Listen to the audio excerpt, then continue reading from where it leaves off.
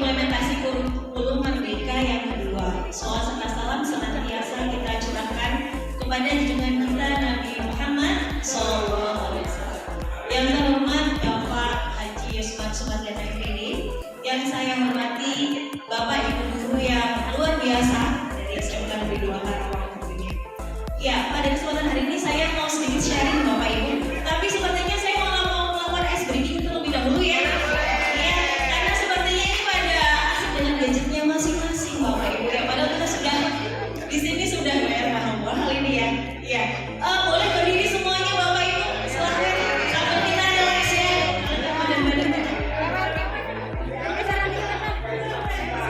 Ya, kita mulai ya. Jadi instruksinya, jika nanti saya bilang tepuk 1, silahkan tepuk 1, tepuk 2 sampai tepuk 3. Instruksinya keywordnya itu tepuk 1, tepuk 2. Are you ready? Kita mulai. Tepuk 1, tepuk 2, tepuk 3, tepuk 1. Benar. Oh ya, salah ya. Berarti belum fokus ya. Kita ulangi lagi. Lebih semangat lagi ya. Yuk. Tepuk 1, tepuk 2, tepuk 3, 2. Kata kuncinya yaitu apa Bapak Ibu? Jadi kalau tidak ada tepuk berarti diam ya. Ulangi sekali lagi ya, supaya lebih semangat lagi, supaya kita lebih fokus lagi. Ya, kita mulai. Tepuk 1, tepuk 2, tepuk 3. Ya, mulai dengan Bapak. Ya, terima kasih Bapak Ibu, kita berikan tepuk untuk kita semua. Pendidikan guru penggerak. Tapi sebelum itu saya mau menginformasikan juga bagi Bapak Ibu yang mungkin berminat untuk mengikuti kegiatan calon guru penggerak sudah dibuka Bapak Ibu. Dimulai tanggal 16 Juli sampai dengan 16 September. Jadi Bapak Ibu silahkan kalau berminat langsung saja Bapak Ibu bisa buka PKB-nya masing-masing. Ya, sedikit cerita saja. Dengan kami mengikuti CGP ini banyak sekali ilmu yang kami dapatkan. Ya, sudah 2 bulan terakhir ini kami mengikuti CGP. Banyak sekali ilmu yang kami dapat. Semoga nanti yang kami paparkan nanti bisa memotivasi Bapak Ibu guru untuk mengikuti calon guru penggerak. Ya, langsung saja ke sharing materi. Di sini kami akan menjelaskan tentang budaya positif Bapak Ibu. Ya, next. Nah ini tahapan dari Merdeka Belajar. Yang pertama kita harus tahu lebih dahulu apa itu pendidikan menurut Ki Hajar Dewantara. Kemudian yang kedua, perubahan paradigma belajar dengan cara kita menerapkan budaya positif. Yang ketiga, pembelajaran berdiferensiasi, dan di workshop kali ini juga nanti akan disampaikan tentang materi pembelajaran berdiferensiasi. Dari ketiga itu nanti akan menghasilkan generasi yang mandiri dan bertanggung jawab dengan menerapkan paradigma profil pelajar Pancasila. Dan di kurikulum Merdeka, paradigma ini memang sangat kita bentukkan ya, dari beriman dan bertakwa kepada Tuhan Yang Maha Esa, kemudian kebinekaan global, gotong royong, mandiri, berpikir kritis dan kreatif. Next. Nah, di sini saya akan mencoba untuk menyamakan persepsi dulu tentang pendidikan menurut Ki Hajar Dewantara. Menurut beliau, sebenarnya pendidikan itu menuntun atau menuntut anak Bapak Ibu. Menuntun atau menuntut? Menuntun anak ya, bukan menuntut anak. Tapi kadang-kadang kita sebagai guru lupa dengan tugas kita.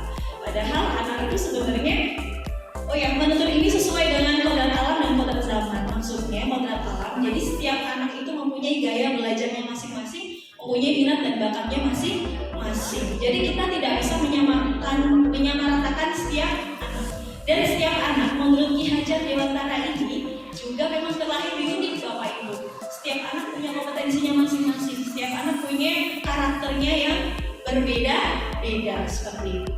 Kemudian maksud dari kodrat zaman, jadi kita sebagai pendidik harus mengikuti perkembangan zaman, perkembangan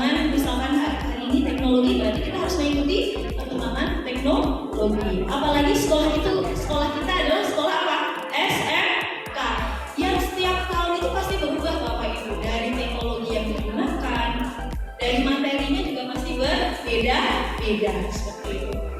Bapak Ibu masih ingat tentang semboyan Ki Hajar Dewantara? Masih ingat ya? Engarso Songtulodo di depan memberi contoh atau teladan, Hikmat Jomangun Karso di tengah memberi ide atau gagasan.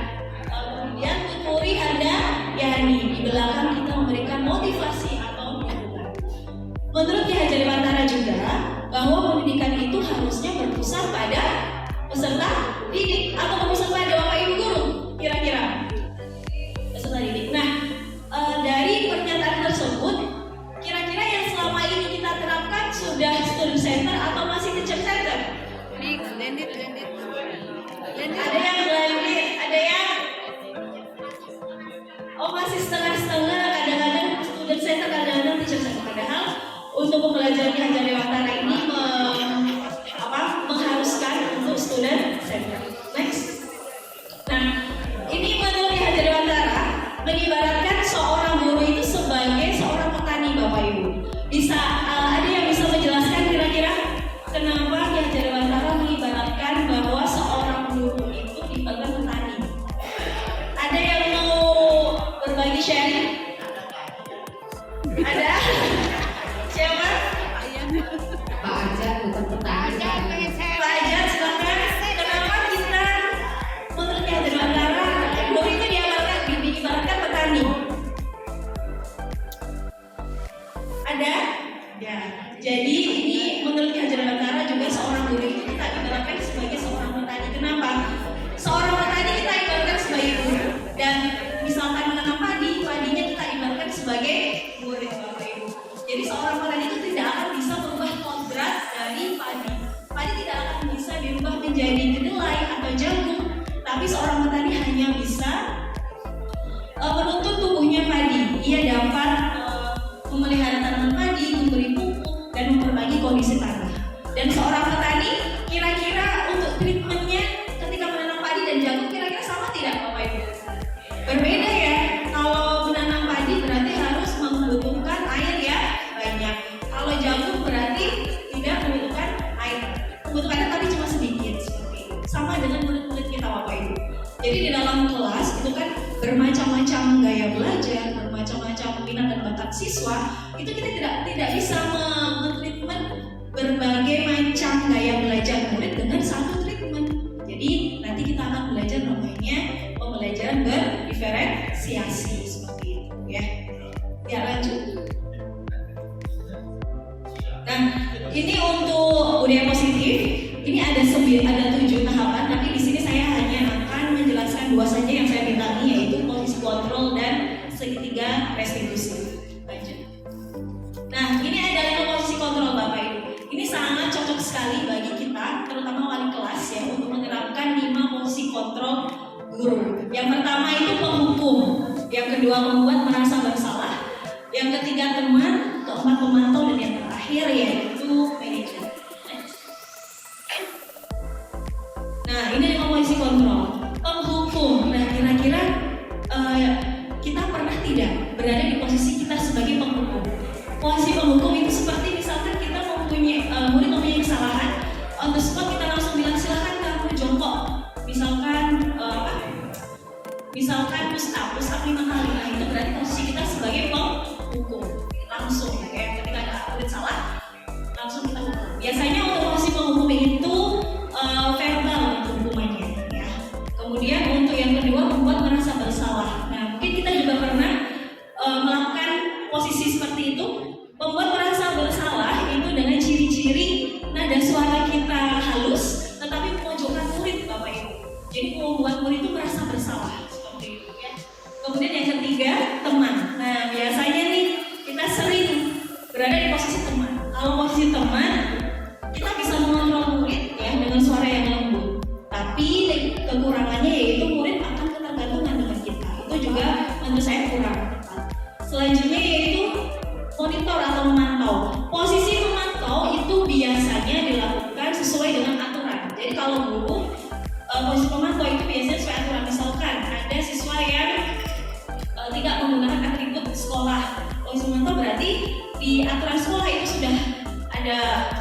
misalnya jika ada peserta didik yang tidak menggunakan atribut sekolah, nanti silakan langsung ini dioperasi misalkan seperti itu. Yang terakhir, manajer. Nah, posisi manajer itu posisi di mana guru berbuat sesuatu bersama dengan murid, mempersilahkan murid mempertanggungjawabkan perilakunya dan mendukung murid, menjadikan murid cari solusi yang tepat untuk menghadapi masalahnya sendiri. Next. Nah, ini ada sebuah contoh penerapan 5 posisi guru. Di sini saya mengambil contoh murid tidak memakai atribut sekolah saat upacara bendera. Ya, kira-kira posisi kita yang paling tepat itu yang mana? Ayo kita coba cari ya. Posisi penghukum. Biasanya kalau ada murid yang seperti itu, dia akan langsung bilang hormat pada bendera selama 1 jam. Berarti itu posisi penghukum. Yang kedua, membuat merasa bersalah dengan pernyataan, berapa kali bapak atau ibu harus beritahu kamu selalu saja mengecewakan bapak atau ibu. Selanjutnya, posisi teman, ayo dong ikuti aturan sekolah, tolong bantu ibu ya. Sudah tidak apa-apa lagi, jangan berbuat seperti itu lagi ya. Itu biasanya kalau itu posisi teman. Next. Nah, posisi yang keempat itu posisi pemantau bapak ibu. Dengan pernyataan, kamu sudah melanggar peraturan sekolah, kamu tahu konsekuensinya. Setelah upacara, kamu beli atribut di koperasi ya, dan jangan diulangi lagi. Nah, terakhir itu manajer. Apakah kamu tahu kesalahan kamu? Kira-kira bagaimana kamu memperbaiki kesalahanmu? Nah, ini adalah salah satu contoh yang pertama. Nah, ini ada sebuah pertanyaan. Mari kita jawab ya. Boleh nanti bapak ibu yang menjawab. Posisi kontrol apakah aku? Saya kecewa sekali dengan kamu. Kira-kira posisi kontrol apa? Iya, merasa bersalah. Jadi posisi kita sebagai merasa bersalah. Terima kasih Bu Anda. Next. Nah, posisi kontrol apakah aku? Ya sudah, kali ini tidak apa-apa. Nanti ibu bantu ya, Nak. Kira-kira. Good job, Nur ya, teman. Posisi kontrol apakah aku? Bantu aturan saya atau awas ya. Kira-kira apa? Penghukum. Next. Nah, peraturan apa? Apa yang telah kamu lakukan? Sanksi atau konsekuensinya apa? Kira-kira posisi apa? Kira-kira apa? Pemantau, benar sekali Bu Henny. Pemantau. Jadi kalau yang pemantau itu berdasarkan aturan yang ada di sekolah. Ya, seperti itu. Next. Nah, ini yang terakhir. Apa yang kita yakini? Apa kamu meyakininya? Jika kamu meyakininya, apa kamu bersedia memperbaikinya? Jika kamu perbaiki ini, hal ini menunjukkan apa tentang kamu? Apa kamu bisa mencari solusi untuk memperbaiki materi ini? Kira-kira siapa? Manajer. Jawab benar sekali. Jadi kalau manajer itu membuat peserta didik itu mandiri, bertanggung jawab seperti itu. Nah, ini ada pertanyaan juga. Dari kelima posisi kontrol seorang guru, menurut Bapak itu posisi kontrol mana yang dapat menumbuhkan budaya positif atau memunculkan motivasi intrinsik peserta didik? Apa kira-kira? Kira-kira apa? Ayo. Kira-kira posisi mana yang menurut Bapak Ibu dapat memunculkan budaya positif atau motivasi internal? Ya, benar sekali. Jadi manajer. Jadi tadi saya sharing sedikit materi ini. Semoga nanti kedepannya Bapak Ibu bisa menerapkan posisi kontrol itu sebagai manajer. Jadi membuat anak itu tidak takut dengan kesalahan yang dia buat, supaya anak itu bisa mengetahui membuat kesalahan adalah bagian dari proses pembelajaran. Jadi setiap kesalahan itu adalah bagian dari proses pembelajaran. Apalagi anak didik kita Bapak Ibu yang memang mulai dari SMP kelas 1, kedua itu kan proses pembelajaran. Jadi kalau salah itu wajar, kalau bermasalah itu wajar. Dengan pernyataan yang bisa kita gunakan seperti apa? Contohnya seperti ini. Berbuat salah itu tidak apa-apa. Manusia itu tidak ada yang sempurna, ya. Saya juga pernah melakukan kesalahan seperti itu. Kita bisa menyelesaikan ini. Bapak Ibu tidak tertarik mencari siapa yang salah, tapi Bapak Ibu ingin mencari solusi dari permasalahan ini. Kamu berhak merasa begitu. Kalau kamu sudah menjadi teman yang baik buat dirimu sendiri, itu boleh. Jadi ketika kita sedang dialog dengan peserta didik, kita buat peserta didik menstabilkan identitas personal ini, bahwa membuat salah itu tidak apa-apa, itu manusiawi wajar. Kita juga pernah Bapak Ibu ya membuat kesalahan ya. Nah seperti itu. Lanjut, next. Validasi tindakan yang salah berdasarkan prinsip setiap perilaku berupaya memenuhi suatu kebutuhan, Bapak Ibu. Jadi ketika kita melakukan sesuatu itu kan pasti ada tujuan yang ingin kita capai, seperti itu. Nanti juga mungkin akan disampaikan Pak Tias tentang 5 kebutuhan dasar manusia, ya. Nah, dengan cara bagaimana kita mentreatment anak, ini dialognya. Padahal kamu bisa melakukan yang lebih buruk dari ini. Kamu pasti punya alasan mengapa melakukan hal itu. Kamu patut bangga. Apa alasan kamu melakukan perbuatan itu? Nah, kita validasi dulu tindakan yang salah itu apa. Anak melakukan kesalahan itu kesalahan apa? Supaya anak itu menyadari bahwa itu memang salah, bukan dari peraturan atau bukan dari guru, tapi dari motivasi intrinsik si anak. Bahwa yang dia lakukan itu salah itu berasal dari dimunculkan dari dirinya sendiri, ya, bukan berdasarkan peraturan atau berdasarkan hal lain seperti itu. Lanjut next. Ya, terakhir tanyakan keyakinan. Setelah anak paham bahwa dia sudah bersalah, sudah tahu kesalahannya, baru nanti kita tanyakan keyakinan dulu. Misalkan nanti tanyakan keyakinan berarti nanti ada kaitannya dengan materinya Pak Tias. Keyakinannya misalkan keyakinan di sekolah. Tadi tidak menggunakan atribut sekolah ya contohnya. Itu berarti kan sudah tidak sesuai dengan keyakinan sekolah seperti itu ya. Nah, berdasarkan prinsip teori contoh bahwa pada dasarnya kita termotivasi secara intrinsik. Jadi di sini kita akan menanyakan kepada peserta didik saya, kepada peserta didik kita semuanya, bahwa yang dia lakukan itu salah atau kurang baik. Kemudian kita tanyakan dulu keyakinan kita kalau perbuatan seperti itu baik atau tidak. Kalau tidak berarti tidak, kalau baik berarti baik. Dengan cara apa kita harus mentreatment anak? Ini salah satu dialognya. Apa yang kita percaya sebagai kelas atau keluarga? Apa nilai yang kita telah sepakati? Kamu mau jadi orang seperti apa? Apakah kamu mau memperbaiki kesalahan yang sudah kamu buat? Itu saja Bapak Ibu Guru terkait motivasi belajar. Sedikit saja sharing materi dari pengalaman kami mengikuti calon guru penggerak. Itu saja, untuk materi selanjutnya akan disampaikan oleh Pak Tias. Wassalamualaikum warahmatullahi wabarakatuh.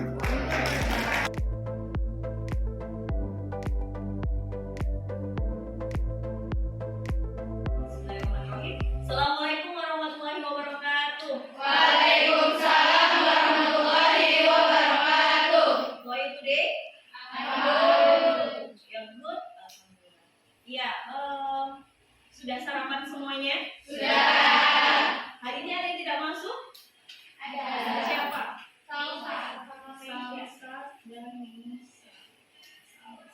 Kenapa keterangannya? Sakit. Sakit. Misha? Sakit. Iya, untuk semester berarti semester 3 ya, kalian sudah naik ke kelas 2 atau kelas 11. Iya, bertemu lagi dengan Bu Ana ya. Hari ini Bu Ana akan mengampu mata pelajaran apa? Rapat. Tapi sebelum kita mulai masuk materi, Bu Ana akan mengajak kalian untuk membuat namanya keyakinan kelas. Pernah mendengar kata keyakinan kelas? Belum ya. Kalau dulu namanya peraturan kelas. Paham ya? Peraturan kelas. Tapi ternyata peraturan itu adalah sifatnya memaksa. Kalau peraturan berarti biasanya dari satu sisi ya, satu sudut pandang. Misalkan peraturan yang membuat misalkan wali kelas, atau peraturan sekolah berarti yang membuat hanya sekolah. Namun untuk keyakinan kelas ini yang membuat adalah seluruh warga sekolah, seluruh warga kelas ya. Kalau membuat keyakinan kelas tarafnya di kelas. Jadi nanti yang membuat bukan hanya Bu Ana sebagai guru, tapi yang membuat adalah kalian semuanya yang ada di kelas 11 MPLB 2. Paham ya? Bu Ana akan menjelaskan sedikit perbedaan antara keyakinan kelas dan peraturan kelas. Misalkan seperti ini. Di sini ada yang sekolahnya membawa motor? Ada. Biasanya pakai helm tidak? Pakai. Kalian menggunakan helm itu karena peraturan dari pemerintah atau dari kepolisian bahwa bagi pengendara motor wajib menggunakan helm. Karena itu berarti itu disebut apa? Peraturan. pihak Satpol Lantas ya, dari pihak kepolisian. Tapi kalau keyakinan seperti ini, ketika menggunakan helm, kira-kira kalian aman tidak? Aman. Kalian setuju kalau menggunakan helm pasti kalian akan aman? Terutama dari pihak, terutama dari kepala ya, paham ya? Itu adalah keyakinan. Berarti kamu meyakini bahwa jika kalian menggunakan helm, berarti kalian akan merasa aman atau selamat. Kira-kira perbedaannya paham tidak? Yang menggunakan helm karena peraturan dari kepolisian, dan menggunakan helm karena keyakinan kalian jika saya menggunakan helm, berarti nanti saya akan selamat. Beda ya? Beda. Berarti kalau yang keyakinan itu adalah berasal dari apa? Diri sendiri. Tapi kalau peraturan berarti ada sebuah organisasi atau perseorangan yang membuat suatu aturan bahwa itu kalau tidak dipatuhi atau dilanggar pasti kalian akan mendapatkan sebuah hukuman. Itu namanya peraturan dan bersifat memaksa ya, dia tidak? Ya. Nah sekarang kita akan coba membuat keyakinan kelas kita. Kalau dulu peraturan seperti ini, dilarang membuang sampah di kelas, itu namanya peraturan. Itu sifatnya masih apa? Penggunaan bahasa yang negatif, dilarang, berarti kan peraturan. Nah, coba sekarang kita buat keyakinan kelas untuk kelas kita saja saat pelajaran guna, khususnya ya pelajaran rapat. Kira-kira yang akan kita buat keyakinan seperti apa? Mulai dari masuk kelas, mulai ketika kalian berada di kelas, kira-kira sudah ada bayangan belum? Belum ya? Coba dari kita datang, berarti kira-kira apa? Keyakinan kelasnya berupa apa contohnya? Sebelum memberi salam berarti datang dulu ya. Berarti datang dan pulang tepat waktu. Itu salah satu keyakinan kelas. Oh berarti memang benar saya itu harus datang dan pulang tepat waktu. Kemudian setelah masuk ke kelas berarti apa? Apa? Kira-kira apa? Menjaga kebersihan kelas. Kalau bukan dilarang membuang sampah di kolong. Itu kan peraturan. Nah sekarang mari kita jaga kelas kita. Jadi apa kata-katanya? Menjaga kebersihan kelas dan lingkungan sekolah. Dua ya, ada gambaran ya. Ketiga kira-kira apa nih? Nah, berarti kalau menjaga kebersihan sudah meyakini ya kalau saya piket berarti saya harus piket. Dengan saya piket berarti saya sudah menjaga kebersihan sekolah. Ya, kelas atau sekolah. Ya tidak? Ya. Berarti yang piket itu sudah masuk ke dalam yang tadi menjaga kebersihan sekolah dan setelah kebersihan kemudian apa lagi? Ketika pembelajaran guna harus aktif ya, aktif dan kreatif dalam kegiatan pembelajaran. Ya boleh. Nah, apa lagi? Boleh main handphone? Ya. Dilarang menggunakan handphone saat pelajaran. Itu berarti peraturan. Nah kita buat keyakinan kelas berupa apa nih kata-katanya? Menggunakan handphone saat diperbolehkan. Ya, karena kita dalam kegiatan pembelajaran apalagi nanti kita ada rapat offline dan online. Kalau online berarti kita menggunakan sebuah media. Nah, kita wajib menggunakan handphone ataupun laptop. Sepertinya sudah ada gambaran ya? Sudah ya? Sudah? Ya. Sekarang Bunda akan memberi kalian sticky note. Silahkan kalian satu sticky note. Silahkan kalian berkontribusi dalam membuat keyakinan kelas. Boleh yang tadi sudah kita diskusikan, boleh dibagi lagi atau yang lain boleh ya. Paham ya? Ya. Silahkan dibagikan. Apa-apa? Dari juga boleh. Yang kira-kira buat kalian untuk apa ya? Lebih efektif dalam kegiatan belajar apa? Lebih aktif dalam kegiatan belajar. Yang kalian yakini keyakinan kelasnya dan kita terlaksana.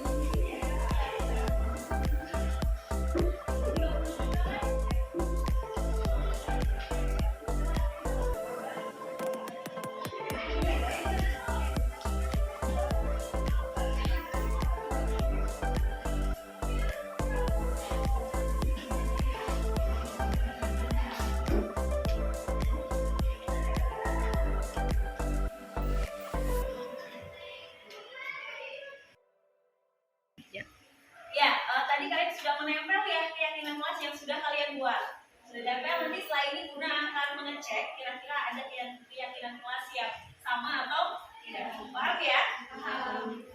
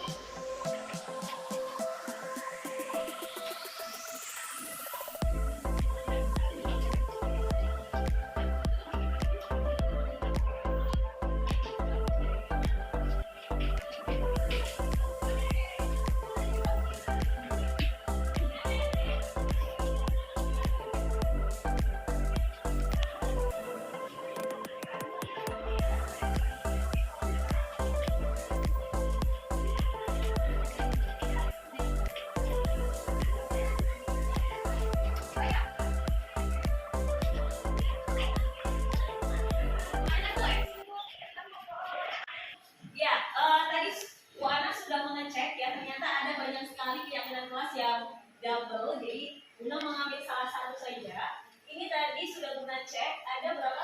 1, 2, 3, 4, 5, 6, 7, 8, 9, 10. Ada 10 keyakinan kelas yang sudah kalian buat secara bersama-sama ya, berarti ini demokrasi ya. Ya, untuk yang pertama Bunda bacakan keyakinan kelas yang pertama. Yang pertama yaitu data dan ruang dengan tepat waktu. Setuju ya? Setuju. Yang kedua, menjaga kebersihan kelas dan lingkungan sekolah. Ya, kemudian fokus saat pembelajaran. Setuju ya? Setuju. Aktif dalam kegiatan pembelajaran? Setuju. Saling menghargai sesama teman dan guru.